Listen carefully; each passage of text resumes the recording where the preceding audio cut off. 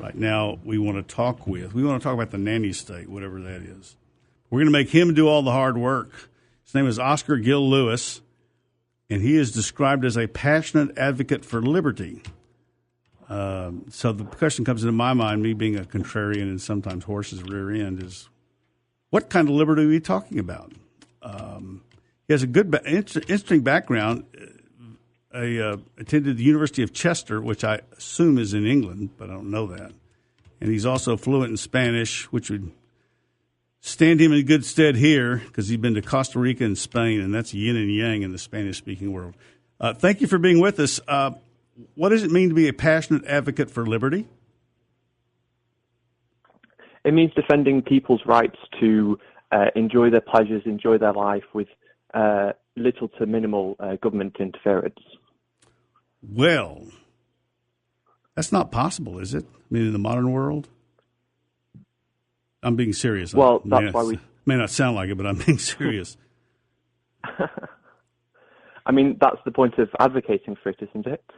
That you advocate for something that you think would make the world a better place, whether it is like that or it isn't. Well, since your accent gives you away as being from Great Britain, it's not a left turn question, but it'll sound like it. Great Britain, England has always been different from us because they had a king and European and different traditions and all that kind of stuff. And so I have a friend here who's in the news business, and he said over in England, we think of the government as us. We Americans think of it as them. Would you agree to that? In the sense that British people see the government as themselves, and in the US that they see it as distinct from each other, from themselves. So there's a bit of maybe hostility amongst Americans toward the government because it's not of us, whereas in England it would be they'd be less hostile, I suppose. More. Yeah, I mean, I'm not sure about that. I've been living in the US for about 2 months now, and from my perspective, there are lots of people that are happy to take part in social welfare programs and receive benefits, just like we do in the UK. I mean, they don't seem that hostile to me. Maybe in rhetoric, but not in practice. So, do we, in your view, as a student of this sort of thing, does the United States have a nanny state? Is it a nanny state? I wouldn't call it a nanny state. I would describe I'm not sure I'd describe anywhere entirely as a nanny state, but you could certainly make the argument that it's got certain tendencies of the nanny state. I don't think that the US is particularly nanny state. Okay. You could argue that it has a strong hand, but it's not particularly bothered about what people do or say to the extent that the UK government is, especially at the moment. Would you say, as a student, kind of from abroad, from a different vantage point, that we're headed that way? It seems to me that the government's so large, and occasionally, I don't know if occasionally somebody will write about, well, we're spending this much on this and this much on that. Just weird, just bizarre stuff. You can't figure out how that got into the budget, but it did. Are we headed down the road toward a all-consuming government? Well, I think that's where the distinction comes in, where the nanny state is trying to parent you, where the U.S. government is. I mean, you could make the argument that the U.S. government is trying to improve people's lives, but it's going about it the wrong way, and it's not trying to parent people. So what should we do? I should tell people that Oscar Gill-Lewis that's the voice.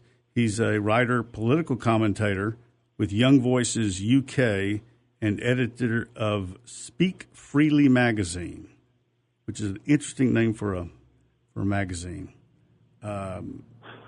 Did you see the Republican v. Democrat contest as being nanny state versus what, the non-nanny state or freedom or some other way of characterizing it?